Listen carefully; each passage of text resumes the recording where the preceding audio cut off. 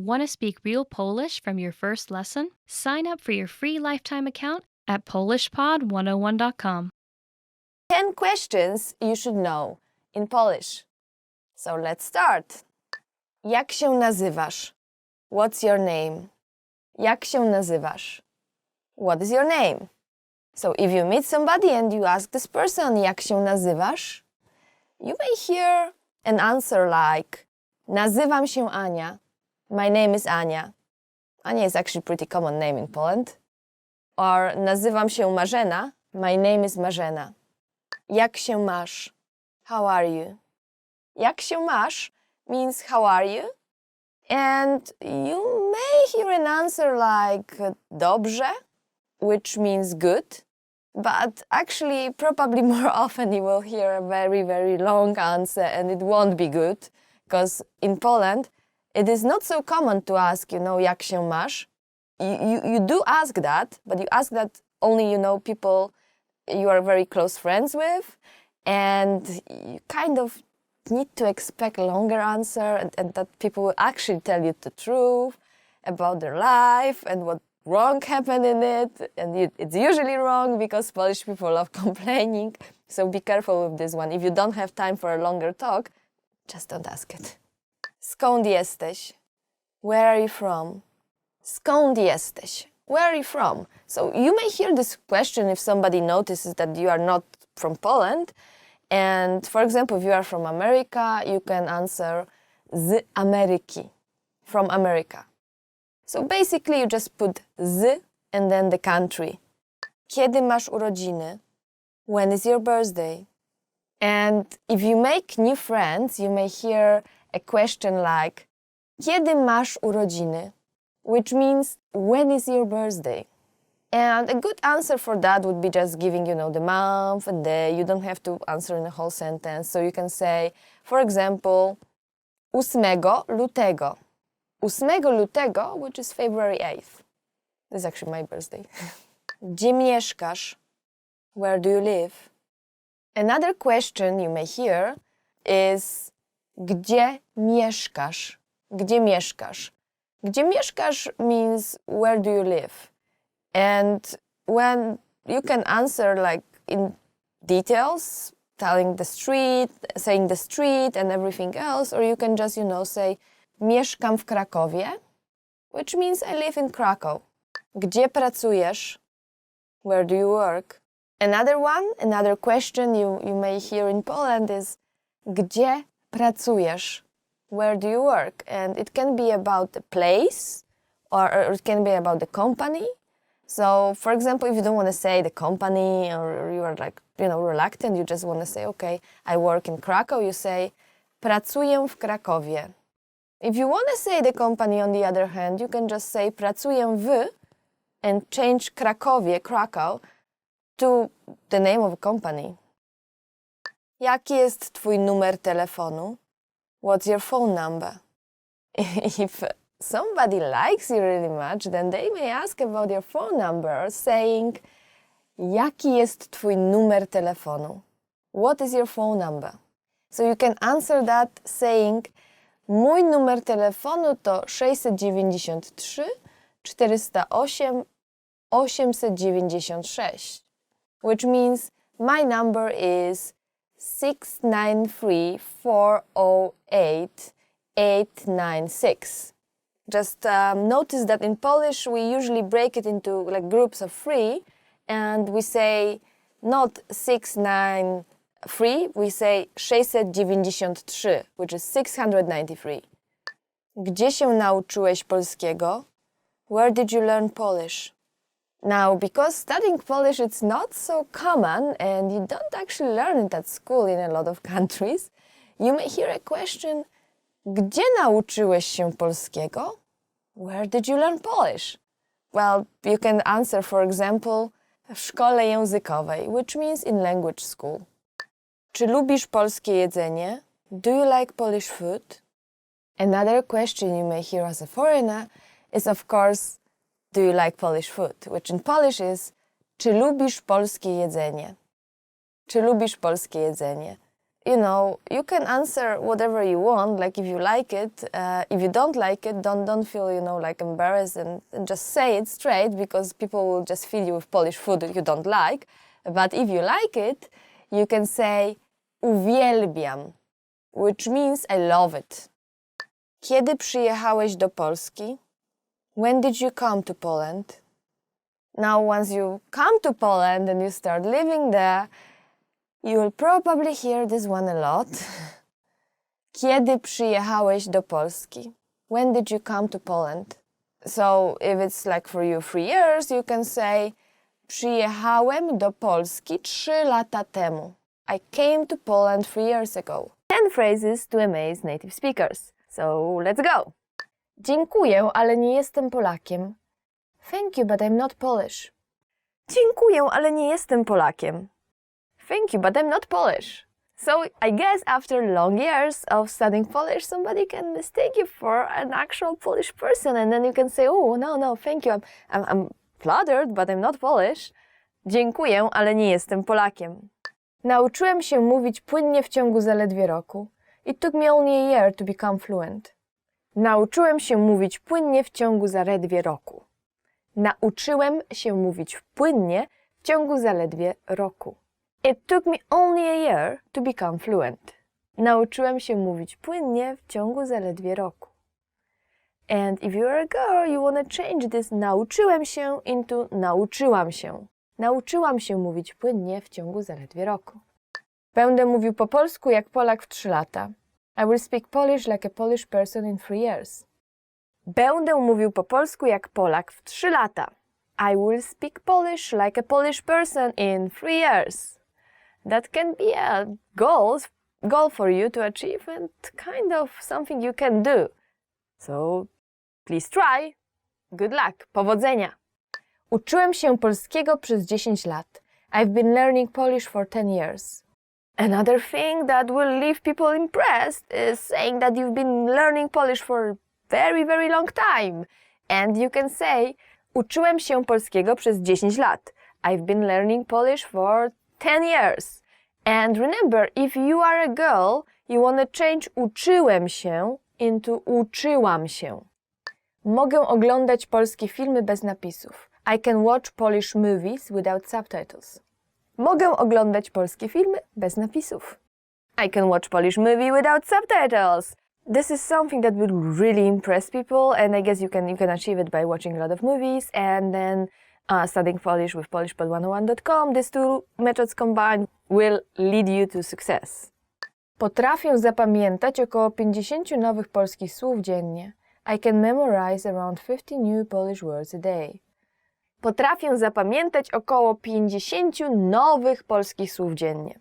I can memorize around 50 new Polish words a day. That's a kind of achievement, yet, think about it, it's not very difficult to do. So if you try to study with like flashcards from polishpod101.com, you can actually may be able to do it in a very, very short time, go to up to like 50 words, because words are very similar and there are the parts that you already know, and that kind of helps you memorize.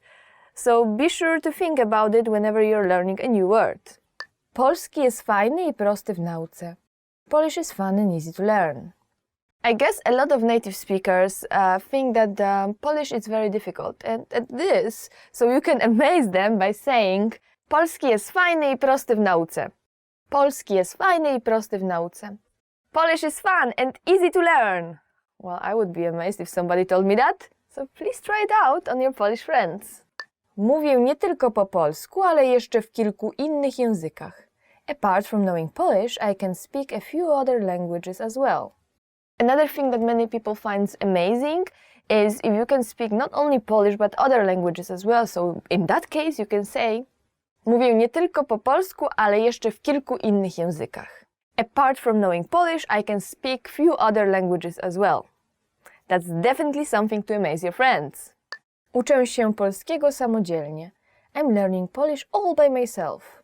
Uczę się polskiego samodzielnie.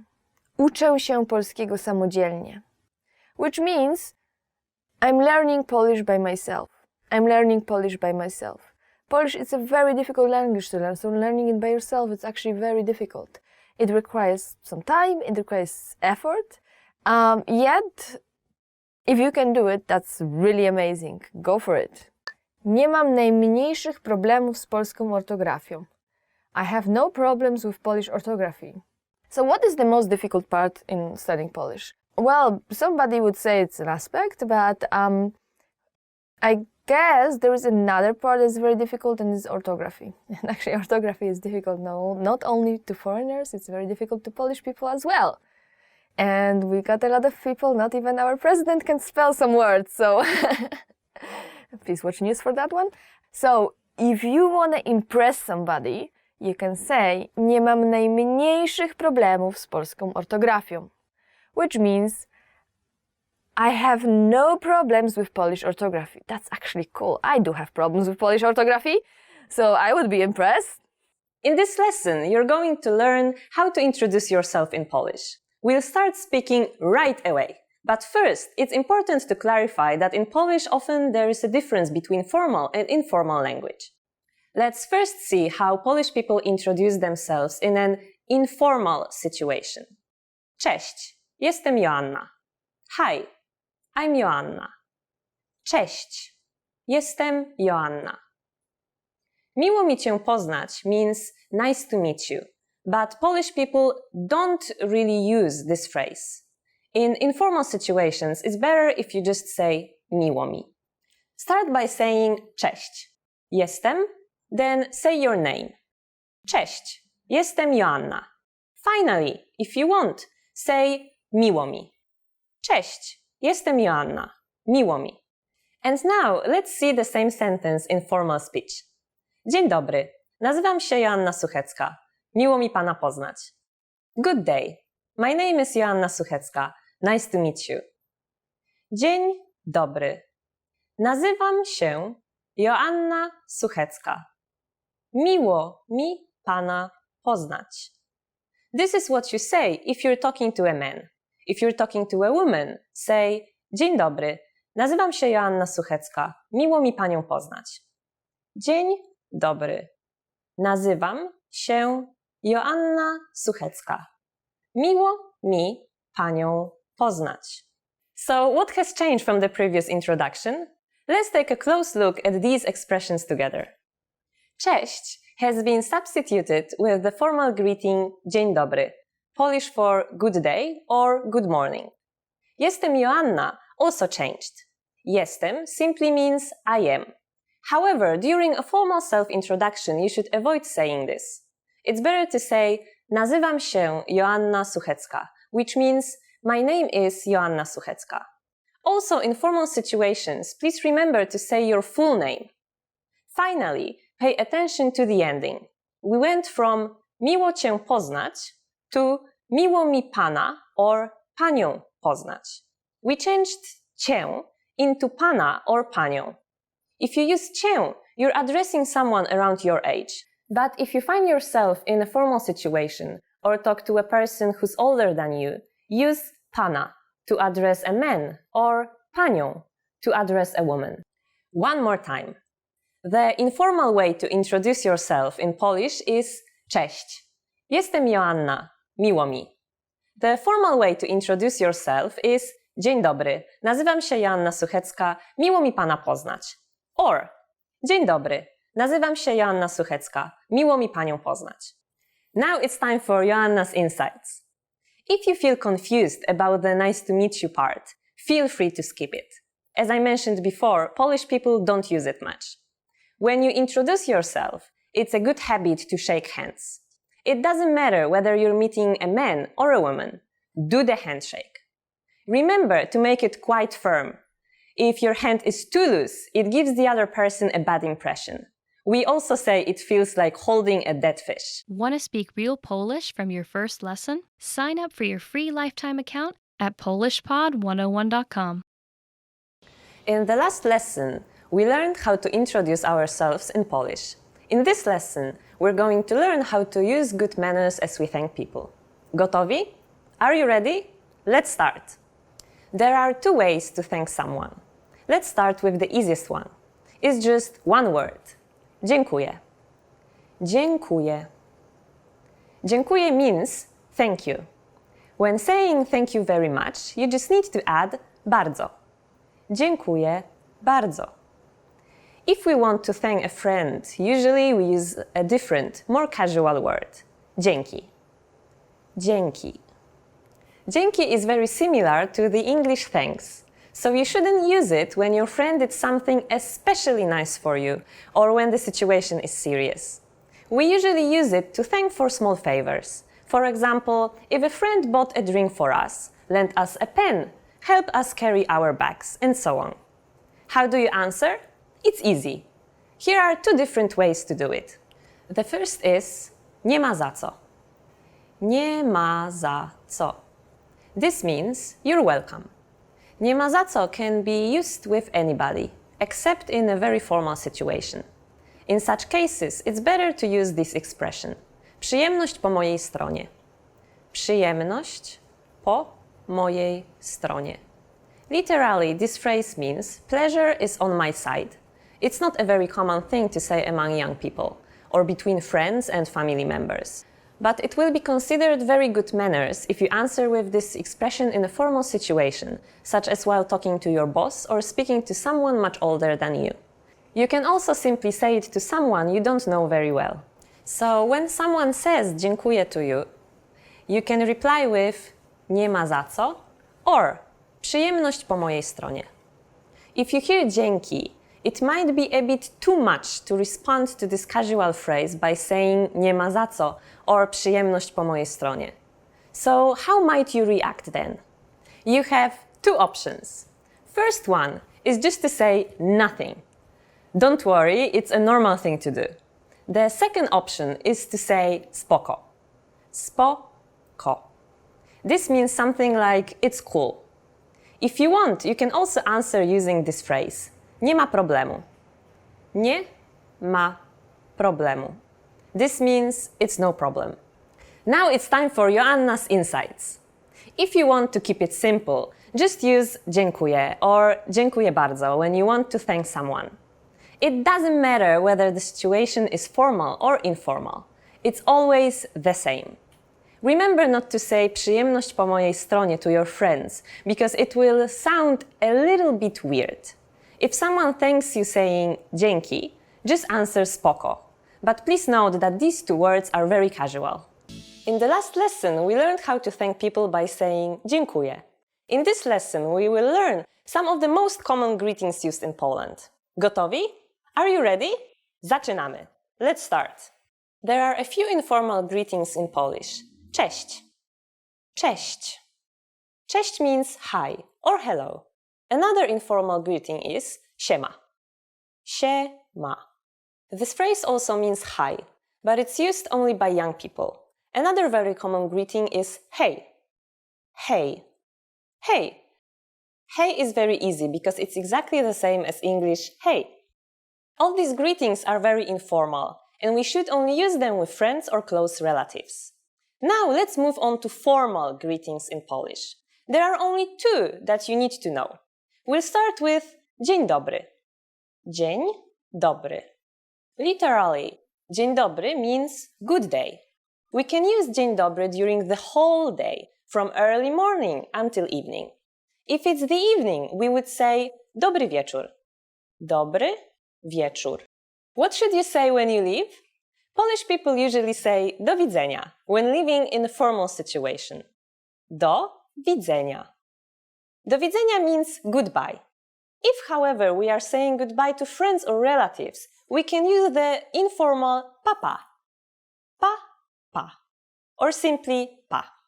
Now you can greet people and say goodbye in many different ways in Polish. Let's review them all again. First, formal greetings. Dzień dobry. Use this phrase during the day. Dobry wieczór. Use this phrase in the evening. The informal greetings are cześć, siema, hej. When living in a formal situation, we say do widzenia. And in an informal situation, it's papa or just pa. Easy, isn't it?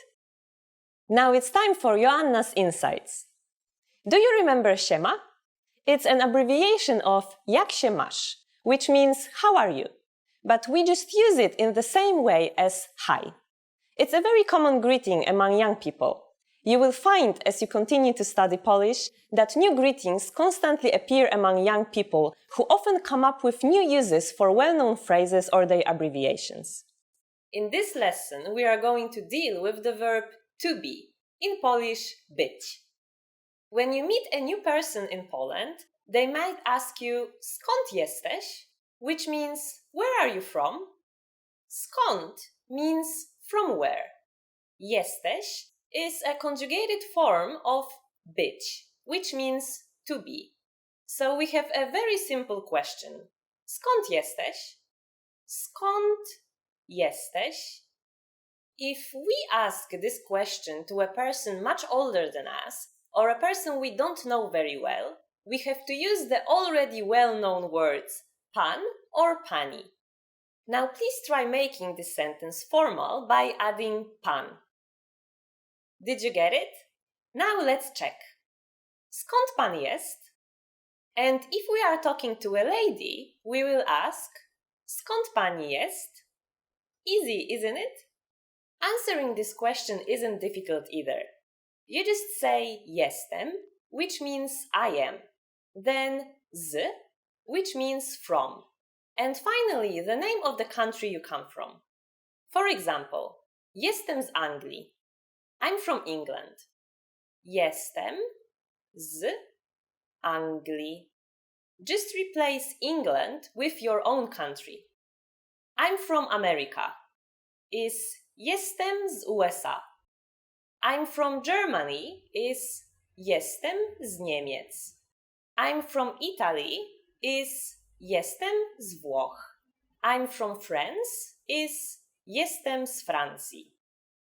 Be careful, because the country names used here are conjugated forms, which are a little bit different from the basic forms. For example, England in Polish is Anglia. But if you put it in the sentence we practiced just a moment ago, we have to say Anglii. To return the question, you can simply say a ty, which is and you. This question can be used only in an informal situation.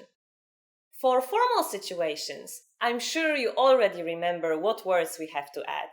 That's right, pan or pani. Let me remind you. If you're talking with a man, you will ask a pan, and if you're talking with a woman, you will say a pani. Very easy, isn't it? Now it's time for Joanna's insights. In Poland, we don't use names of nationalities very often, except maybe for nationalities like Japanese, Chinese, Korean, French, or German, but mostly in situations when we talk about a big group of people. Instead, we ask, where are you from? Skąd jesteś? Which we learned today. And we answer using the country's names, not our nationality name. This is the second part of our lessons on the verb być, which is to be. This verb is also used to talk about location, to say things like, I'm in the street, or he is in the room. So it's very useful. When you want to know where something or someone is, you use the verb być in Polish. For example, when someone asks you on the phone, Gdzie jesteś? That means, where are you? Let's break it down. Gdzie means where. Jesteś is are. This is the verb być, conjugated for you. But of course, as you already know, we skip the pronoun you. Altogether, it's gdzie jesteś? Gdzie jesteś? Answering this question is very easy. You just say jestem, followed by the name of the place. So for example, you can say jestem w sklepie, which is I'm in a store. Jestem w sklepie. Now let's see a few other possible answers with I. I'm at the office would be jestem w biurze. I'm in the park would be jestem w parku. I'm on the bus would be jestem w autobusie. The verb być changes a lot depending on the pronoun it's pointing to and its tense. Let's do a review for the present tense. I am, ja jestem. You are, ty jesteś. He is, on jest. She is, ona jest. It is, to jest, or ono jest. We are, my jesteśmy. You are, wy jesteście. They are, oni są. In the examples I just told you, the first word is a pronoun. Please remember that in Polish we usually skip the pronoun. Now it's time for Joanna's insights. Let's review what we learned today. To ask where are you in Polish, you would say gdzie jesteś? To answer this question, we say jestem w and then the name of the place you're currently in. There are a few special locations which require the word na instead of w. For example, jestem na poczcie, I'm at the post office. Jestem na targu, I'm at the market. Jestem na wycieczce, I'm on the trip. Jestem na wsi, I'm in the country. Jestem na zajęciach, I'm in the class. Jestem na uczelni, I'm at the university. In the last two lessons, we learned the main usage of the verb być, which means to be in Polish. In this lesson, we are going to learn one basic usage of the verb mieć, which means to have. We will use this verb to talk about your age. If someone asks you, ile masz lat? It would mean, how old are you? Ile masz lat? Please remember that this is an informal question. In Poland, we don't really ask adults about their age. Only after becoming friends with them is it okay to ask this question. Now you have to answer with your age. To do this in Polish, you use the verb mieć, to have.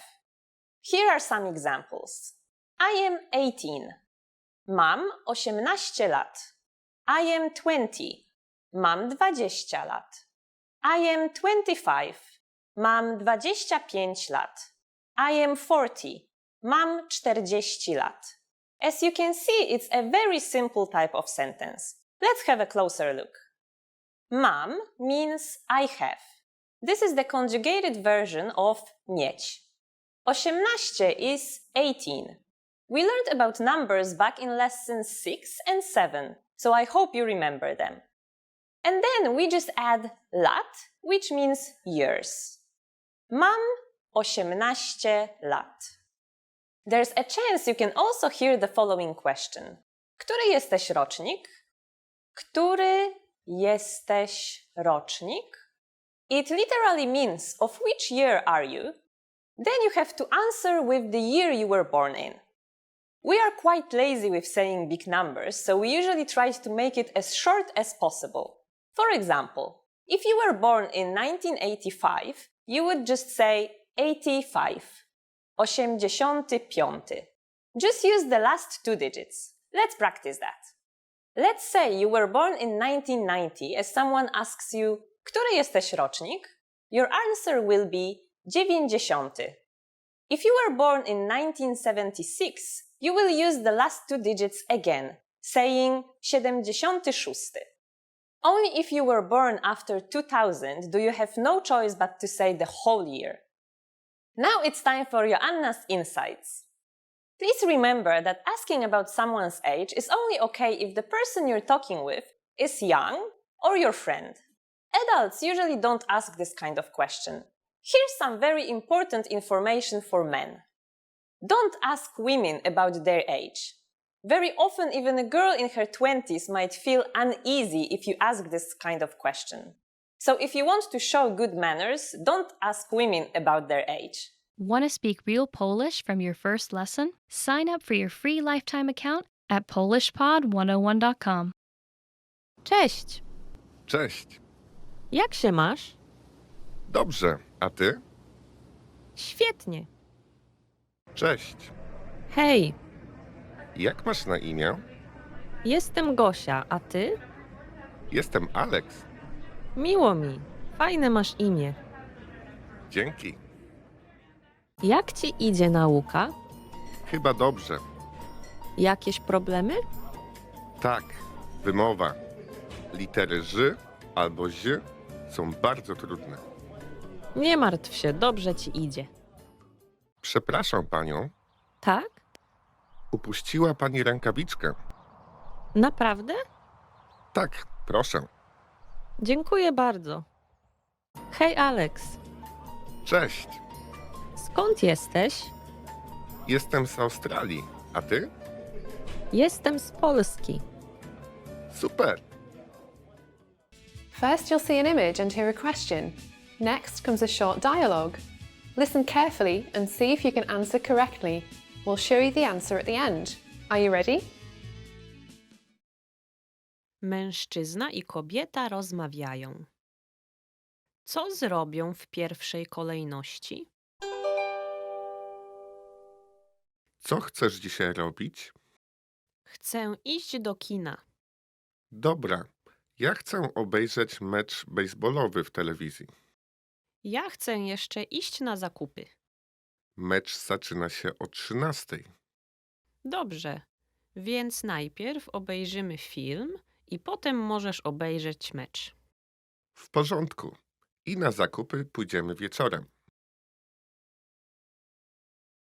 Co zrobią w pierwszej kolejności?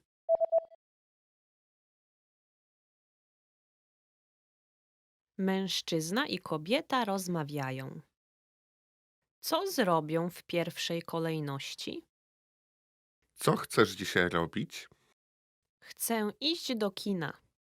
Dobra, ja chcę obejrzeć mecz bejsbolowy w telewizji.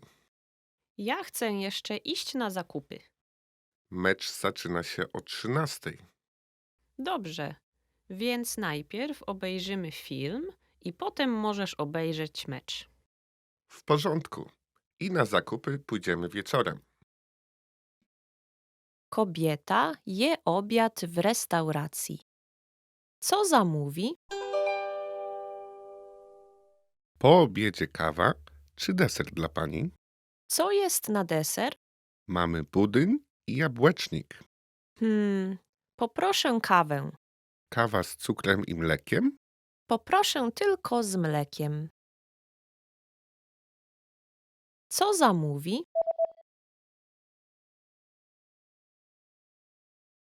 Kobieta je obiad w restauracji. Co zamówi? Po obiedzie kawa czy deser dla pani? Co jest na deser? Mamy budyń i jabłecznik. Poproszę kawę. Kawa z cukrem i mlekiem? Poproszę tylko z mlekiem. Want to speed up your language learning? Take your very first lesson with us. You'll start speaking in minutes and master real conversations. Sign up for your free lifetime account. Just click the link in the description.